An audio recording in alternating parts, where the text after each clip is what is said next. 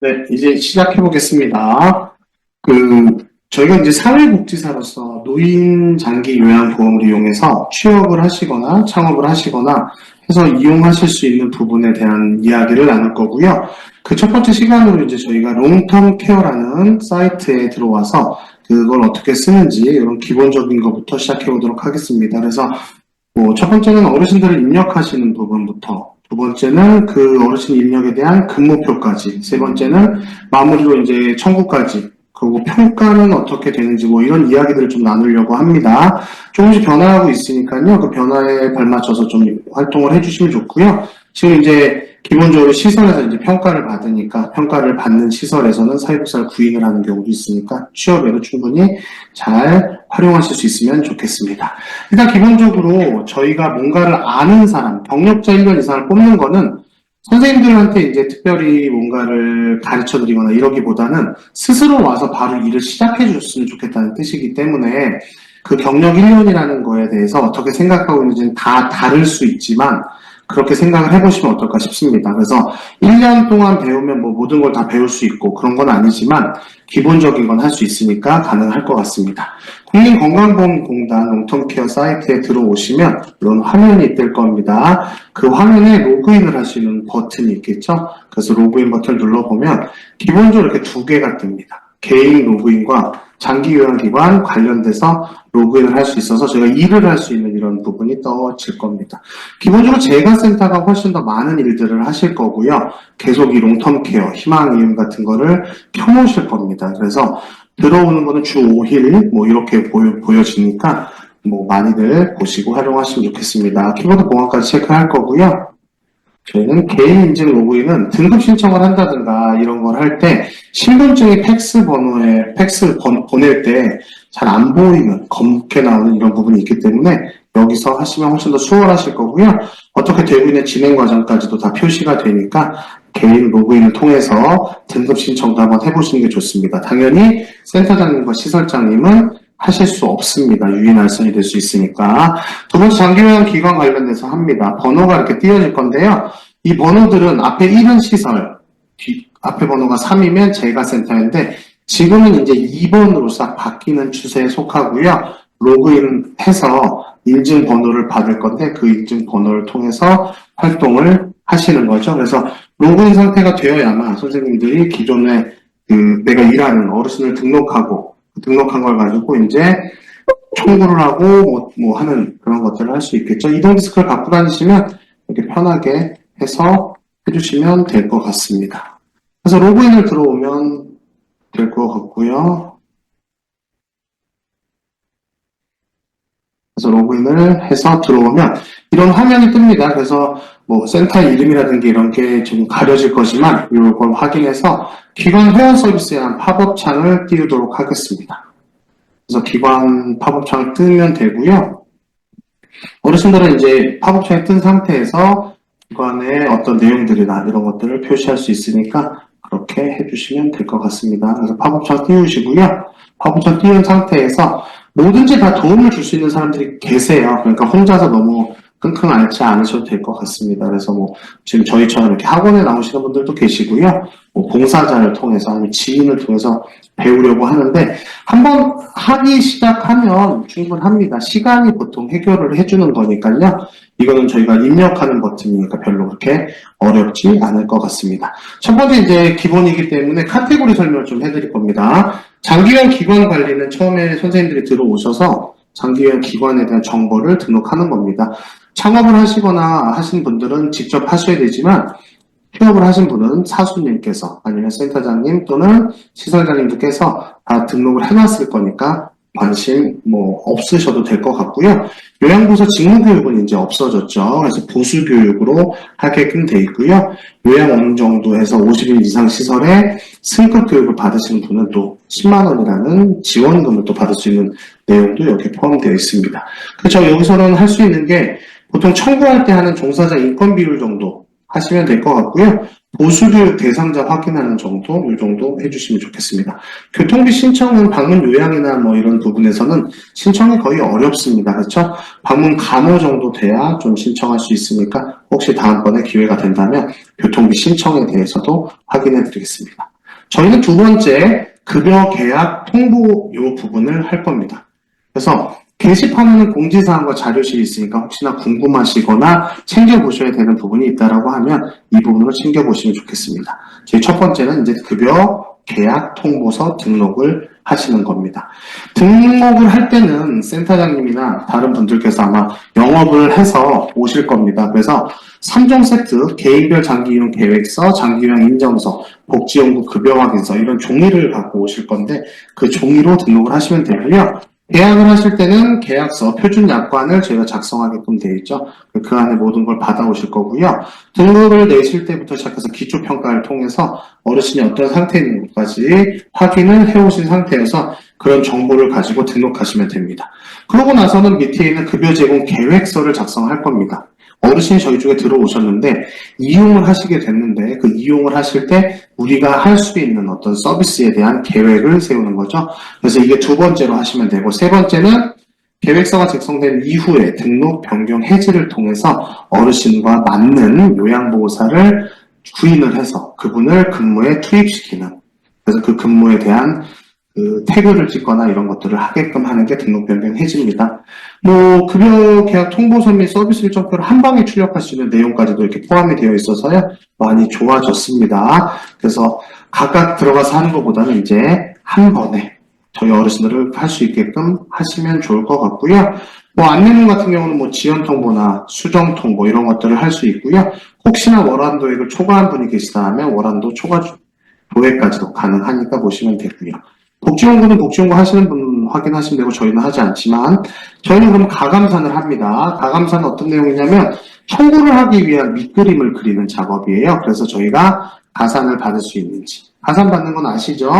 15명이 넘어가면 1명을 쓸 수 있고요. 30명이 넘어가면 2명을 쓸 수 있고 30명 이후부터는 30명 단위당 1명씩 더 추가할 수 있어서 최대 6명까지도 가산을 받을 수 있습니다. 그래서 제가 센터에서는 사회복지사 선생님들을 통해서 방문 요양하시는 어르신들 챙겨드리고 요양보호사 관리할 수 있게끔 가산을 많이 활용해 주시면 좋겠습니다.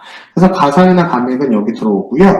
기본적으로 가산을 받지 않더라도 이용을 통해서 지금 4월달과 4월 이용을 통해서 배상 책임 보험 같은 걸 꼭 반드시 하셨으면 좋겠습니다. 그렇죠? 그래야 10% 감산되는 부분이 없을 예정입니다. 그래서 그런 것 때문에 가산을 하실 거니까 그런 내용들 가감산에서 다시 한번 확인하도록 하겠습니다. 그러고 나서 저희는 이제 선생님들을 위해서 청구를 합니다. 그래서 여기 청구 버튼이고요. 청구는 급여 비용 청구부터 시작해서 선생님들이 하실 수 있는 내용들이 다 팝업창 이렇게 뜨기 때문에 확인해 주시면 좋겠습니다. 그리고 이제 이 내용까지만 하지만 저희는 RFID라는 걸 또 활용을 하셔야 돼요.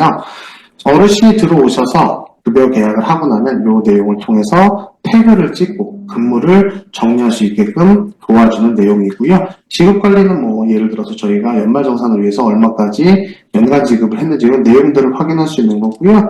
기관 평가는 저희가 평가를 받을 수 있는 예정일 조회 같은 게 가능하세요. 그래서 평가 받을 수 있는지 없는지 그런 걸 확인할 수 있는 부분입니다. 그리고 급여 제공 통합관리 시범은 주간보호센터를 하시는 분들이 복지센터를 전체를 다 활용할 수 있는 그런 내용, 또 급여 제공 서식까지도 챙겨볼 수 있습니다. 이렇게 해서 위의 카테고리와 옆면의 카테고리는 동일합니다. 그래서 카테고리 안에서 선생님들이 잘 활용하시면 좋겠고요. 굵은 글씨가 선생님들이 들어가는 부분입니다. 그럼 저희는 첫 번째 시간으로 급여 계약을 하는 부분을 말씀드리겠습니다. 표준 약관이라는 걸 보호자님 댁에 가서 받아오실 거예요. 그때 초기 상담을 하실 거고. 그러면 어르신에 대한 정보를 받아오시는데 그 정보를 게시판을 통해서 공지사항 자료실 확인하시는데 두 번째 칸에 급여 계약서 통보 등록을 하실 겁니다. 그래서 저희는 오늘 시간은 어르신이 들어오셔서 어르신의 급여 계약을 하고 그 급여 계약을 공단에다 통보하고 난 후에 계획서를 작성하고 계획서를 통보하고 근무를 넣는 것까지 첫 번째 시간으로 활용하도록 해보겠습니다. 실제로 할 거고요. 개인 장기 요양에 대해서 개인별 장기 요양 이용 계획서를 통해서 어르신 입력을 할 겁니다. 저희 어르신 중에 강땡기 어르신이라고 이제 입소를 하셨어요. 강 입력을 하실 수 있고요. 생년월일도 쓰실 수 있겠죠. 입력하시면 됩니다. 그렇죠? 그래서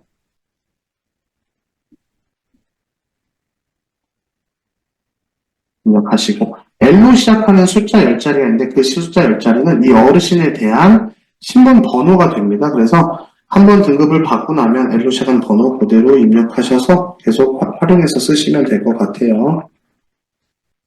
그리고 등급은 몇 등급인지 개인별 장기 이용돼서 인정서 이런 데 다 포함이 되어 있어요. 그러니까 그런 거 체크해 주시면 좋고요. 인정 유효 기간도 정보에 있으니까 그 정보 이용해서 출력 써주시면 됩니다. 그래서 어르신에 대한 대상자에 대한 정보가 되면 입력 버튼을 통해서 누르시면 되고요. 어르신을 입력할 때는 어르신에 대한 부분은 빨간색으로 쫓아다니시면 되니까 그 순서나 이런 것도 어렵지 않을 거고요. 첨부할 때는 또 오렌지색으로 돼요. TMI지만. 그래서 입력 버튼을 통하면 저희는 어르신에 대해서 현재 수급하고 계신 분이니까 이렇게 뜨고 있습니다만 수급이 아니었으면 이런 내용은 뜨지 않습니다. 재가급여 제공이기 때문에 재가급여라고 뜨고요. 저희가 할 수 있는 게 요양하고 목욕을 등록해놨습니다. 그래서 저희는 지금 요양을 한번 해보도록 하겠습니다. 그래서 요양을 클릭하면 여기 등급이랑 등급은 정해지고요. 여기다 이제 보호자 이름을 쓰시면 돼요. 그리고 보호자와의 관계, 그리고 그분의 핸드폰 번호,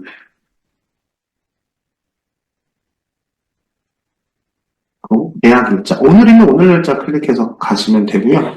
계약 기간은 인정 유효 기간보다 같거나 작아야 됩니다. 그래서 오늘부터 계약했다고 치면 오늘 날짜 달력 표시해서 쓰시면 됩니다.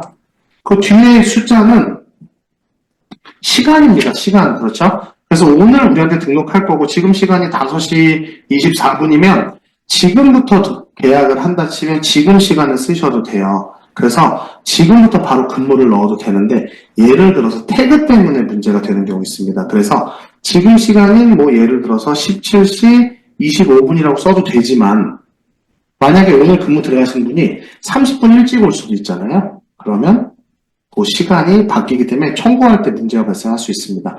그래서 보통 그런 어떤 문제가 있지 않기 위해서 0000 이렇게 하는 경우도 많습니다. 근데 어차피 근무 시간이 정해져 있으니까 그 시간에 맞춰서 작성하셔도 됩니다. 마찬가지로 근무 마지막 시간은 인정 유효 기간의 마지막 시간까지 하시면 됩니다. 원하시는 기간으로 하셔도 돼요. 보호자가 예를 들어서 2025년 12월 31일까지만 하고 싶다. 그러면 그렇게 하셔도 됩니다. 마지막 시간은 24시 00으로 자동으로 부여되는데 요건 나중에 저희가 해지할 때 9시에 해지했어요. 그럼 09시 00으로 바뀌는 거니까 특별하게 신경 안 쓰셔도 되고요. 마찬가지로 태그를 언제 찍을지 모르니까 최대 끝나는 시간이 24시로 포함됩니다. 예를 들어서 이날 12시까지만 할 거예요. 그럼 12시 00 이렇게 바꾸셔도 문제 없습니다. 근데 언제 근무가 끝날지 모르니까 기본적으로 24시 00으로 해주시고 저장 버튼이 여기도 있고 여기도 있습니다. 그래서 저장을 눌러주시면 이 부분이 밑으로 이렇게 내려옵니다. 그렇게 되니까 그거까지 해주시면 어르신에 대한 등록은 되게 쉽습니다. 실제로 입력해보시면 더더욱 쉬울 것 같고요. 등급이 있는 어르신의 정보가 있다라고 하면 그분으로 하시면 되는데 아쉽게도 여기는 공단의 인증을 받은 사람, 인정서를 받은 사람만 들어올 수 있기 때문에 혹시나 못하더라도 현장에 가셔서 한번 해보시면 좋겠습니다. 빨간색 쫓아다니시면 됩니다. 근데 여기 맨 밑에 칸에 또 하나가 있습니다. 입소 이용 의뢰서 통보네요. 강청기님 같은 경우는 실명이 나왔네요. 어르신 같은 경우는 기본적으로 기초수급자가 아니기 때문에 입소 이용 의뢰서를 작성하지 않습니다. 입소는 요양원의 입소, 이용은 재가센터를 이용할 때 그분을 기초수급자니까 의뢰서를 하셔야 됩니다. 그 작업을 한 분이 여기 떠요. 그래서 만약에 기초수급자라면 여기 접수일자와 승인일자 이런 게 뜰 겁니다. 근데 이분은 기초생활수급권자가 아니시니까 여기는 비어 있습니다. 그래서 어르신이 오실 때 기초생활수급권자는 본인부담금이 없습니다. 근데 감경 대상자는 9%, 6%로 금액이 줄어드니까 확인해 보시면 재미있으실 것 같습니다. 그래서 어르신 등록은 여기까지 하시면 돼요. 그래서 굉장히 쉽습니다. 어렵지 않죠? 그래서 이분 등록은 이렇게 했어요. 그럼 두 번째로 이분 등록은 했는데 구인을 통해서 어르신을 모실 요양보호사를 뽑아야 돼요. 근데 그러기 위해서는 그 전에 계획서를 작성하셔야 됩니다. 급여 제공 계획서라는 게 있습니다. 그래서 어르신 등록은 했고 어떻게 모시겠다라는 내용으로 급여 제공 계획서를 작성합니다. 첫 번째는 급여 제공 계획서입니다. 지금처럼 개인별 장기 요양 이용 계획서를 보고 그 어르신을 어떻게 모실 건지 계획을 세우는 내용이고요. 두 번째, 급여 제공 모니터링은 급여 제공을 하고 있습니다. 근데 어르신은 어떻게 잘 하고 있는지 사례회의를 통해서 그분을 판단을 하고 계속 지속할지 이런 내용들을 작성하는 겁니다. 보통 1년에 한 번 하는 거고요. 그 전에는 문제가 있거나 이럴 때는 좀 바꿔서 해보시면 좋겠습니다.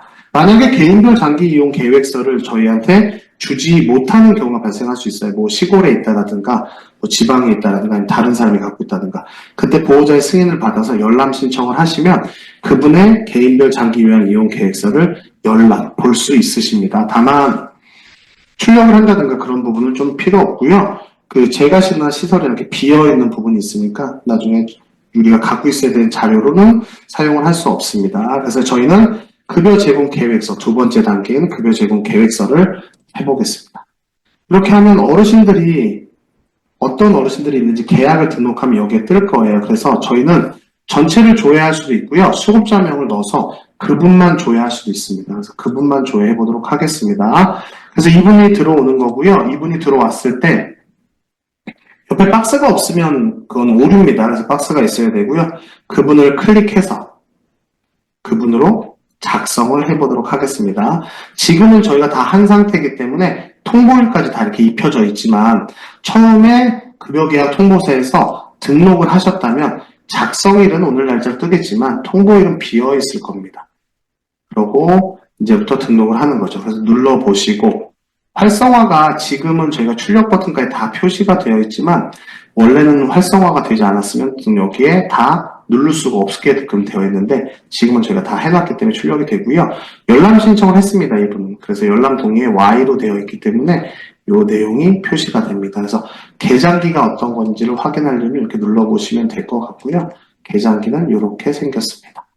그렇죠? 아시겠죠? 그래서 이 필요 내용과 이런 내용들을 저희가 저장할 거예요. 그래서 이분도 조사관도 저희 어르신을 한번 보시고 가신 거겠죠. 그래서 보면서 모든 부분을 상담을 해서 전체를 알 수 없지만 기본적인 부분들은 다 확인이 가능하실 거예요. 그래서 필요 내용이 어떤 게 있고 목표를 어떻게 세워야 되고 유의사항이 어떻게 되면 어떤 서비스를 어떻게 받을 것까지 작성해 줍니다. 저희가 초보일 때는 너무 많은 걸 생각하지 마시고요. 이 개인별 장기 요양 이용 계획서를 통해서 한번 그대로 입력해 보시는 게 연습으로 가장 좋을 것 같습니다. 물론 조사관은 1년에 한 번, 6개월에 한 번씩 또 어르신을 보러 오긴 하지만 저희는 매달 업무 수행을 하는 방향이기 때문에 그분을 찾아가서 볼 겁니다. 그래서 그분에 대해서 우리가 더 잘 알 수 있지만 그래도 저희는 노인장기 요양 보험 안에서 이런 걸 해야 되기 때문에 그분들의 생각도 좀 반영을 해주시면 좋겠습니다. 그래서 제가 아직은 아마추어고 초보야. 그럼 요 내용을 보면서 요게 저희 손안에 있을 거예요. 그래서 그걸 보면서 그대로 입력해 주시면 될 것 같아요. 그래서 계장기는 이제 넘어갈 거고요. 클릭해 보시면 급여 제공 계획서 등록이라는 버튼이 활성화가 됩니다. 얘를 누르면서부터 시작이 되는 거죠. 아까 저희는 열람 신청을 했기 때문에 얘가 이렇게 보여집니다. 보너스 개념인 거예요. 근데 원래는 얘가 보여지지 않습니다. 그러게 되면 뒤에 L로 시작한 10자리 번호, 이분의 신분 번호예요. 그러고 나서 뒤에 번호가 이용 계획서의 어떤 갱신된 번호입니다. 저희는 106번을 누를 건데 최초는 100번이에요. 한 번 갱신되면 101번, 두 번 갱신되면 102번, 103번, 104번, 105번 이런 식으로 계속 올라갈 거고요. 그 뒤에 세 자리 숫자는 개인별 장기 요양 이용 계획서에만 있는 숫자입니다. 처음에 발급이 됐을 때 001번으로 시작할 거예요. 근데 계획서가 뭐가 바뀌면 002, 또 바뀌면 003 이런 식으로 발생이 됩니다. 그래서 예를 들어서 이분이 처음 발생됐어. 001로 시작해 보겠습니다. 시작 시간 오늘이고요. 종료 시간 보통 1년으로 하는데 저희는 오늘 공부를 하는 거니까 하루만 해보겠습니다. 그래서 이렇게 등록을 할 거고요. 작성 사유가 여러 가지가 있습니다. 첫 번째 최초급여 계약은 저희 센터에 처음으로 급여 계약을 하는 거고요. 두 번째 기능 상태 및 욕구 변화는 병원에 갔다 오는 경우에 보통 이런 경우가 생겨요. 기능 상태인데 병원에 가셨는데 식사를 도와줄 사람이 없고 잘 못 드시니까 콧줄을 꼈다고 치면 그러면 식사 양상이 바뀌는 거죠. 그래서 계획서 상에는 식사 도움이었으나 구강 영양으로 바뀌어야 되는 이런 부분이 있을 수 있어요. 이때 해주시면 좋고요. 욕구 변화도 처음엔 거동이 되셔서 걷게끔 해달라, 낙상만 일어나지 않게끔 해달라 이런 욕구가 있었는데 병원 다녀오시는 바람에 거동이 어려워졌어요. 그래서 준와상 상태가 됐어요. 그러면 욕창이 생기지 않았으면 좋겠다라든가 그런 욕구로 바뀔 겁니다. 급여 이용량 변동 같은 경우도 저희가 주 5일 3시간씩 근무를 넣었어요. 근데 보호자가 너무 힘들어하셔서 주 6일 토요일까지 근무를 넣게 되면 급여 이용량이 변동됐겠죠. 그래서 그때 써주시면 좋고요.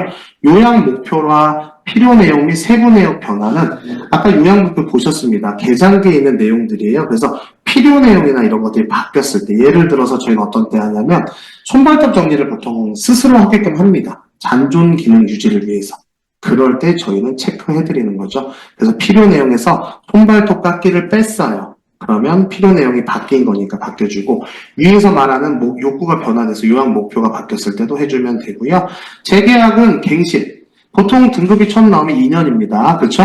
근데 1등급이 1등급으로 갱신되면 4년, 2등급이 2등급, 3등급, 3등급, 4등급, 4등급으로 갱신되면 3년, 5등급이 5등급 또는 등급이 바뀌면 다시 2년으로 됩니다. 그래서 그때마다 갱신을 할 건데 그때 갱신할 때 또는 등급이 바뀌었어요. 또는 저희 센터에서 하다가 요양원에 갔다 다시 좋아져서 다시 내려오셨어. 요분처럼. 그러면 요 재계약을 합니다. 정기 욕구조사 결과 반영 변경과 사례회의 결과 변경 필요는 이 두 가지는 사례회의를 통해서 합니다. 정기 욕구조사는 지금 이 계획서가 1년에 한 번씩 작성이 될 거예요. 시설은 이제 6개월에 한 번씩으로 바뀌었지만 그렇게 되면 1년 동안 저희 계획대로 어르신을 모셨는데 특별히 변화가 없어서 그냥 유지하게 돼요. 그런 걸 정기적으로 욕구조사를 합니다. 1년에 한 번 정도. 그래서 그걸 바탕으로 계획서를 다시 작성하실 때 이 내용 쓰시면 되고 어르신께서 갑자기 밤에 안 주무셔. 그래서 그 다음날 아침에 요양보호사 왔을 때 주무십니다. 요양보호사가 할 일이 없잖아요. 이럴 때 긴급하게 사례회의를 좀 해달라고 합니다. 그래서 사례회의를 했더니 산책이 없었는데 산책을 해달라고 해요. 밤에 못 주무시게. 밤에 못 주무시니까. 그렇게 되면 사례회의를 통해서 산책이 1시간이 늘어났어요. 그럼 그 결과를 반영했을 때 이걸 활용해서 하시면 됩니다. 물론 얘는 더 많습니다. 개인별 장기요양 이용 계획서 변경은 아까 보여드린 개장기 개인별 장기요양 계획서가 안에 내용이 뭔가 바뀌었을 거예요. 예를 들어서 코로나 시국에 조사관들이 어르신을 방문하기가 어려웠어요. 그래서 보호자님이랑 통화를 해서 별 변화 상태가 없으면 코로나 시국이니까 6개월 자동 연장을 해줬습니다. 그러면 인정 유효기간 6개월 늘어나니까 계장기는 001번에서 002번으로 이렇게 바뀌어야 되는 부분이 생길 거예요. 그럴 때 이용하시면 좋을 것 같습니다. 기타는 오타, 저희가 하다 보면 오타가 생기고요. 작성자가 실수하는 경우 있습니다. 두 분이 갑자기 들어오셨는데 이 두 분은 서로 반대로 하는 거예요. 이럴 수도 있죠. 정신이 없다 보면. 그럴 때 다시 하면 됩니다. 왜 이게 필요하냐면 계획서는 한번 통보를 해버리면 수정이 불가능합니다. 그러면 통보한 거 이후에 계획서가 새로 생겨도 상관이 없으니까 새롭게 하나를 더 해서 통보한 거 이후에 또 통보자 한 개 새롭게 뜰 수 있도록 해주시면 좋을 것 같습니다. 최초 계약이면 최초 계약 이렇게 넣어서 하시면 좋습니다. 근데 여기서 이제 중요한 거는 이분은 계획서 번호가 001, 002, 003번으로 바뀐 분이에요. 그래서 특이하게 할 수 있습니다. 003번으로 해야 되는 게 맞지만 1번으로 한번 해볼게요. 방문 요양이 가능하신 분인데 방문 요양을 받으실 거예요. 등록해보면 이런 문구가 뜹니다. 발급건 이후에 다른 건이 있다는 뜻이에요. 방문 요양은 같으니까 이렇게 뜹니다. 그쵸? 근데 2번은 노인요양시설이에요. 요양원에 가셔야 되는 그런 계획서인 거죠. 근데 저희는 방문 요양을 하는 곳이에요. 그래서 등록을 눌러보면 여기는 좀 틀리죠. 권고된 급여 종류가 다르다. 요양원에 가시라고 했는데 방문 요양을 하니까 이렇게 돼요. 그래서 오류가 이렇게 뜨는 거고요. 3번은 물론 등록이 되겠죠. 그래서 등록을 하시면 될 것 같습니다. 그래서 저희 인증번호, L로 시작한 10자리 번호, 그리고 갱신 횟수를 알려주는 이 3자리 번호, 계획서가 변경된 번호를 알려준 이 3자리 번호를 다 입력하시고 작성을 해주시면 좋습니다. 그래서 작성을 하시면 이제 두 번째 화면인 이런 화면이 뜹니다. 그래서 어르신이 등록이 다 됐어요, 이제. 그러고 나면 필요 내용 작성이라는 걸 시작할 겁니다. 세 번째 필요 내용 작성입니다. 이분 같은 경우는 기본적으로 열람 신청을 하신 분이에요. 그럼 보너스로 또 이게 다 자동 입력이 됩니다. 근데 처음 등록하신 분이고 열람 신청을 안 하신 분은 이게 없어요. 그럼 저희가 갖고 있는 이 계장기를 통해서 하나하나 입력하시면 돼요. 필요 내용에 옷 갈아입기 도움이 있네요. 그럼 옷 갈아입기 도움 클릭하시면 돼요.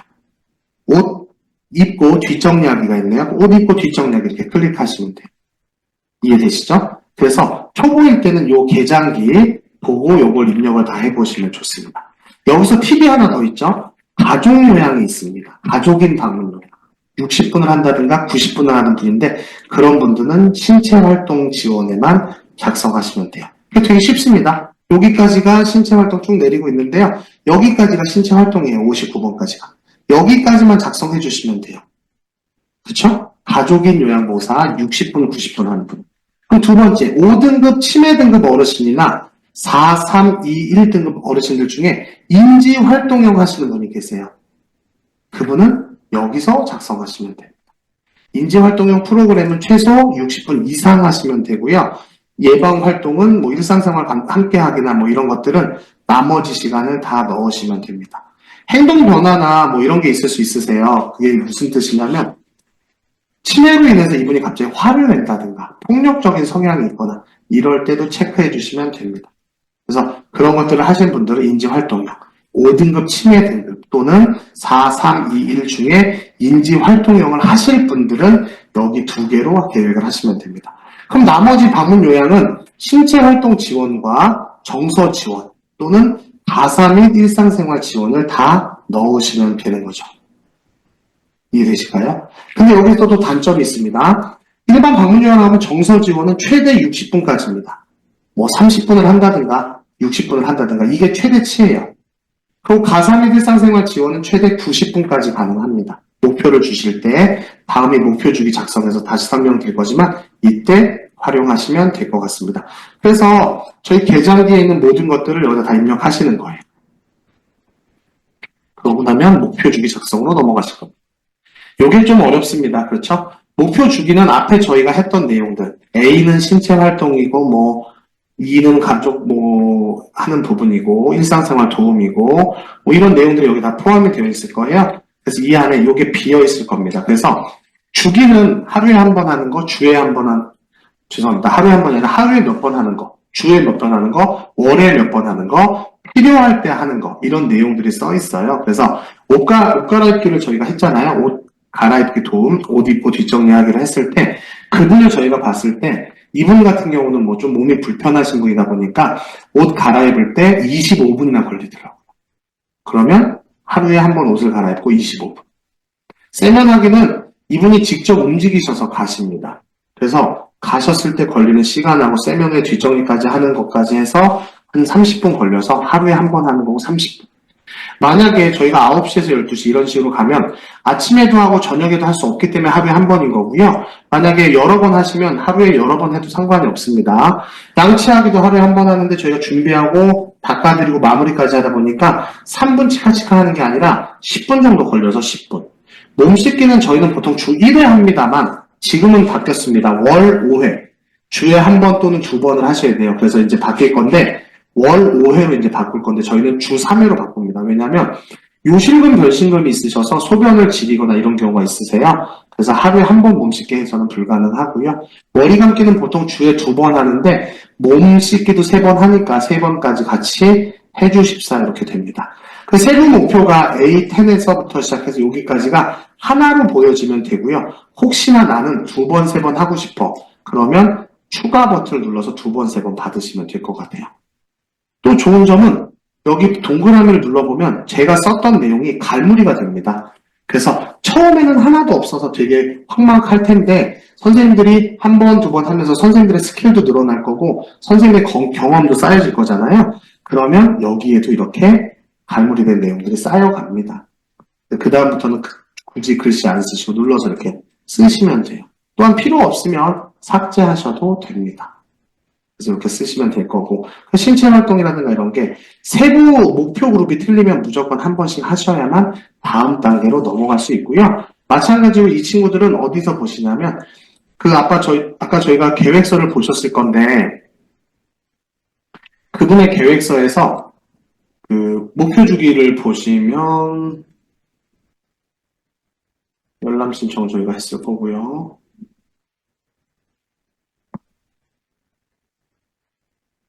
죄송합니다. 앞으로 가보면 여기서 Y로 떠서 계산기를 볼 수 있을 거예요. 이렇게. 그러면 목표 주기는 이 내용을 써주시면 좋을 것 같아요. 여기 목표가 있습니다. 장기요약 목표. 필요 내용 못 갈아입고 이거는 여기 써주시고 이 내용에 개인 위생관리 잔존기능 향상, 개인의 위생관리를 통해서 그분의 잔존기능을 스스로 향상시킨다는 그런 내용이고요. 개인 위생을 통한 혈액순환 증진 등 건강 상태를 유지한다는 목표가 이렇게 있을 겁니다. 그럼 그 목표를 아까 말씀드린 데에다 써주시면 될 것 같아요.